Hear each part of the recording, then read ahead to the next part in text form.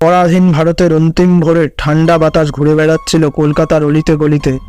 গতকাল রাতে ঠিকমতো ঘুমাতে পারেনি কলকাতা। তিলোত্তমা কলকাতা ভাবছিল, সত্যি কি আসতে চলেছে হাজার হাজার তরুণের তাজা রক্ত ও মায়েদের চোখের জলে ধোয়া স্বাধীনতা। ইংরেজদের বিশ্বাস নেই, বিশ্বাস করেই হয়েছিল সর্বনাশ। তবুও রাত জেগে মিষ্টি বানিয়েছে ময়রা, তেরেঙ্গা বানিয়েছে ওস্তাগর।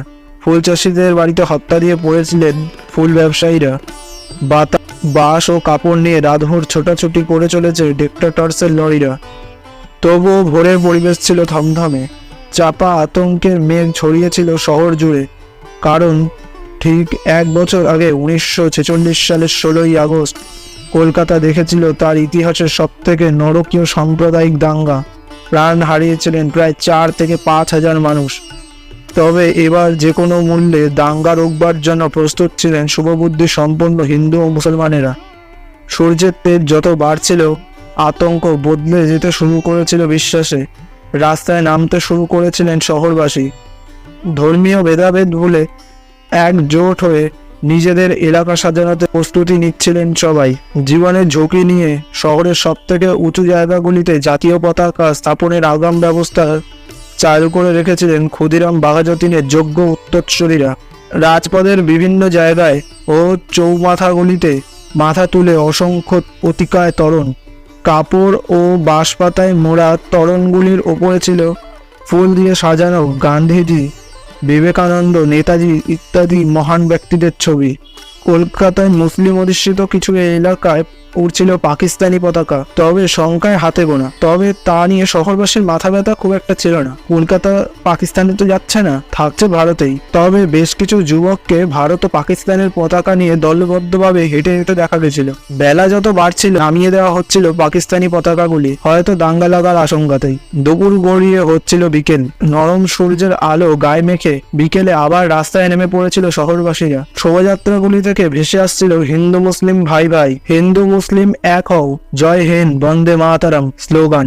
উদাও কণ্ঠে দেশাত্মবোধক গান গাইছিল ছাত্রছাত্রীরা। এর মধ্যেই চলছিল রাস্তার এপার ওপার পর্যন্ত চলে যাওয়া জাতীয় পতাকা টাঙানো। মুসলিম অধ্যুষিত এলাকাগুলিতে লরি করে ঘুরে বেড়াচ্ছিল কিছু মুসলিম যুবক। তাদের হাতে ছিল পাকিস্তানি পতাকা। শান্তির সপক্ষে স্লোগান দিচ্ছিলেন তারাও। তবে রাস্তার মোড়ে মোড়ে দাঁড়িয়েছিলেন প্রচুর মুসলিম যুবক, যাদের বুকে লাগানো ছিল ভারতের জাতীয় পতাকা। এলাকার শান্তি শৃঙ্খলার ওপর কড়া নজর রাখছিল তারা। হিন্দু ভাইদের আলিঙ্গন করছিল, শরবত বিলি করছিল, একে অপরকে পান খাওয়াচ্ছিলেন। শহরের এলাকায় এলাকায় দেখা গেছিল জটলা। একজন কিছু বলছেন এবং তাকে ঘিরে আরো লোক তার কথা শুনছেন। এইভাবে আস্তে আস্তে কথা শুনতে শুনতেই সেই জটলা পরিণত হচ্ছিল পথসভায়। কলকাতার বুকে নেমে এসেছিল পরাধীন ভারতের শেষ সন্ধ্যা। সময় যেন আর কাটতে চাইছে না। শহরবাসী চাইছিল যত তাড়াতাড়ি এই সন্ধ্যা বিদায় নেয়, এগিয়ে আসুক মধ্যরাতেই সেই শুভক্ষণ। বিনিদ্র রাত কাটানোর জন্য তৈরি কলকাতা। সন্ধ্যার কলকাতায় শুরু হয়েছিল অকাল দীপাবলি। আলোর মালায় সেজে উঠেছিল কলকাতা। বাড়িতে বাড়িতে জ্বলছিল প্রদীপ। দোকানগুলিতে টাঙানো ছিল নেতাজি, গান্ধীজি, বিবেকানন্দ, রামকৃষ্ণ পরমহংস ইত্যাদি মহান ব্যক্তিগণের ছবি। তাদের গলায় মালা পরাচ্ছিলেন সবাই। আতশবাজিগুলি নিয়ে সারাদিন রোদ খাইয়ে এবার ছাদে তুলে নিয়েছেন সব বালক ও কিশোরেরা। রেডিও তখন সহজলভ্য নয়। রেডিও শোনার সুযোগ ছিল না বেশিরভাগ শহরবাসীরই। তাই অনেকে চলে গেছিল আত্মীয়র বাড়ি। রেডিও শোনার জন্য এপাড়ায় ওপাড়ায় ঘোরাঘুরি করছিল অনেকে। তাদের জন্যই অনেক সদয় হৃদয় ব্যক্তি রেডিও চালিয়ে দিয়েছিলেন বারান্দায়, পাড়ার রোয়াকে ইত্যাদি জায়গায়। সন্ধ্যা থেকেই বেতারে ভেসে আসছিল বরেণ্য নেতাদের কণ্ঠস্বর। মৌলানা আব্দুল কালাম আজাদ বলছিলেন, নতুন পাওয়া স্বাধীনতাকে এমনভাবে ব্যবহার করতে হবে যাতে এই স্বাধীনতা আমাদের আশাকে ছুঁতে পারে। রাজেন্দ্র প্রসাদ বলছিলেন, আমাদের কাজ এখন শেষ নয়। স্বাধীন ভারতকে গড়ে তোলার মতো কঠিন কাজে দেশবাসীর শক্তি ও উৎসাহকে ব্যবহার করতে হবে। কংগ্রেসের সভাপতি জেবি কৃপালিনী বলছিলেন, যুগ যুগ ধরে অগণিত বীর শহীদদের ঘাম, রক্ত ও আত্মত্যাগের ফলে এসেছে এই স্বাধীনতা। আজ আমরা শ্রদ্ধার সাথে শহীদদের প্রণাম জানাই। 1947 সালের 15ই আগস্ট থেকে শুরু হতে চলেছিল ভারতের নিজস্ব টাইম জোন।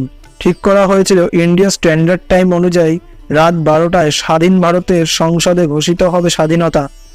যদিও সরকারিভাবে অনুষ্ঠানটি শুরু হয়েছিল নতুন সময় রাত 11টায়। বন্দে মাতারাম গাওয়ার পর শুরু হয়েছিল বক্তৃতা পর্ব। প্রধান বক্তৃতাতে ছিলেন 3 জন, সর্বপল্লী রাধাকৃষ্ণন, চৌধুরী খালিকাতুল্লাহ ও তৃতীয় ব্যক্তি ভারতের প্রথম প্রধানমন্ত্রী জওহরলাল নেহেরু। নতুন সময়ে ঠিক রাত 12টায় ভাষণ দেবেন পণ্ডিত জওহরলাল নেহেরু। সারা দেশ যখন দিল্লির নেতাদের দিকে তাকিয়েছিল, তখন কলকাতাতেই ছিলেন জাতির জনক মহাত্মা গান্ধী। বিহার ও বাংলায় ঘটে যাওয়া সাম্প্রদায়িক হিংসার প্রতিবাদে 12ই আগস্ট থেকে অনশনে বসেছিলেন হায়দারি মঞ্জিলে, যা আজ গান্ধী ভবন নামে পরিচিত। বাংলার সময় অনুসারে রাত 12টাতেই হায়দারি মঞ্জিলে জাতীয় পতাকা উত্তোলন করে শহরবাসী ঘোষণা করেছিল কলকাতার স্বাধীনতা। উত্তেজনায় ফুটছিল দেশ। ইন্ডিয়া স্ট্যান্ডার্ড টাইম অনুসারে কাটায় কাটায় রাত 12টা। পণ্ডিত জওহরলাল নেহেরু শুরু করলেন তার বক্তৃতা, তার সেই ঐতিহাসিক ভাষণ। যখন তিনি বলছিলেন,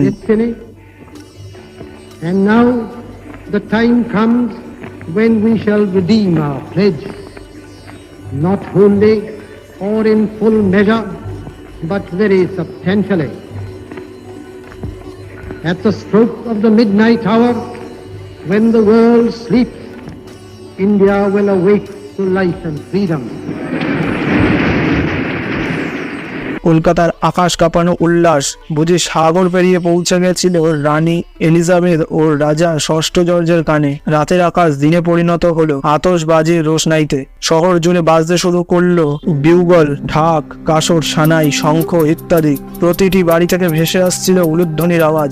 সে রাত ঘুমায়নি কলকাতা। স্বাধীন ভারতের প্রথম ভোর, 15ই আগস্ট 1947। সকাল হওয়ার আগেই শহরের রাজপথ ভেসে যাচ্ছিল জনজোয়ারে। গঙ্গায় ভাসছিল তিরঙ্গা লাগানো সারি সারি নৌকা।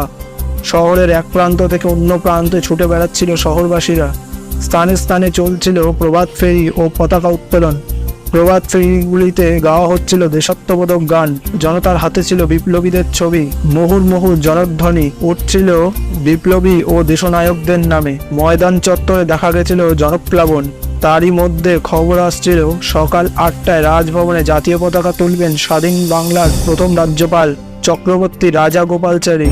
রাজভবন তখন উপস্থিত ছিলেন বিদায়ী রাজ্যপাল স্যার ফ্রেডরিক বারো, নতুন রাজ্যপাল চক্রবর্তী রাজগোপালচারী, মন্ত্রী পরিষদের সদস্যবৃন্দ, সরকারি বেসরকারি অতিথিরা। কাটায় কাটায় সকাল 8টা রাজভবনের মাঠে জাতীয় পতাকা তোলা হয়েছিল। পতাকাটি দণ্ডের মাথায় এসে হঠাৎ প্রায় অলৌকিকভাবে উঠতে শুরু করলো। উত্তেজিত জনতা চিৎকার করে বলল, জয় হিন্দ, বন্দে মাতরম।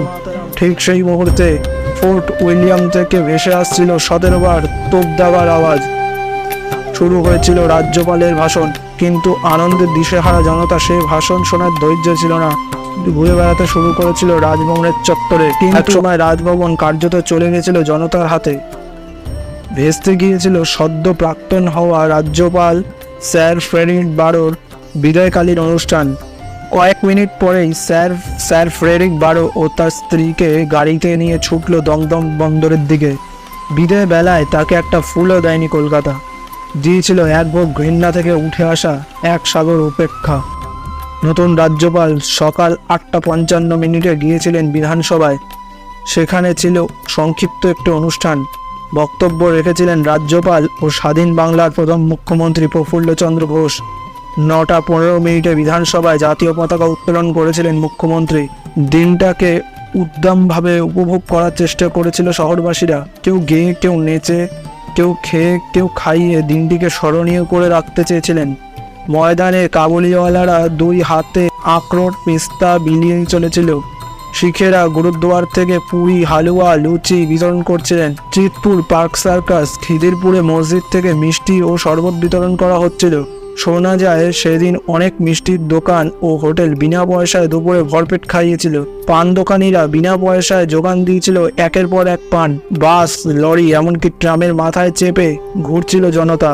দুর্ঘটনার ভয়ে আতঙ্কিত ছিল পুলিশেরা, কিন্তু সেদিন কাউকে কোনো কাজে বাধা দেওয়া সম্ভব ছিল না, কারণ বাধা দিলে স্বাধীনতা পাওয়ার আনন্দ নিমেষে বদলে যেতে পারত গণরোষে। তাই তারা অত্যন্ত সুকৌশলে পরিস্থিতি নিয়ন্ত্রণ করে চলছিল। 15ই আগস্ট সন্ধ্যা ছিল আগের সন্ধ্যার থেকেও মনোরম, কারণ মানুষের মন থেকে দাঙ্গার আতঙ্ক উধাও হয়ে গেছিল।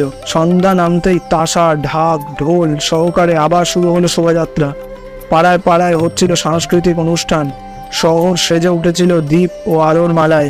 আতশবাজির ছোঁয়ায় এই দিনও উজ্জ্বল হয়ে উঠেছিল রাতের আকাশ। কলকাতার হিন্দু ও মুসলমানেরা যেভাবে একসাথে উৎসবে মেতে উঠেছিল, সে সৌভ্রাতৃত্ব অনেক সময় রক্তের সম্পর্কের ভাইদের মধ্যেও দেখা যায় না। 15ই আগস্ট রাতেও না ঘুমিয়ে কাটিয়েছিল কলকাতা। তবে দিনের বেলা ঘটে যাওয়া একটি ঘটনার কথা উল্লেখ না করলেই নয়। সেদিন দুপুরে পাড়ার ছেলেদের ডেকে প্রাণ ভরে ইলিশ ও পায়েস খাইছিল আপাতমস্তক ব্রিটিশ বিরোধী এবং কিংবদন্তি ফুটবলার গোষ্ঠগোপাল, যাদের ফরিদপুরে বাড়িতে দুবার গিয়েছিলেন স্বয়ং গান্ধীজি।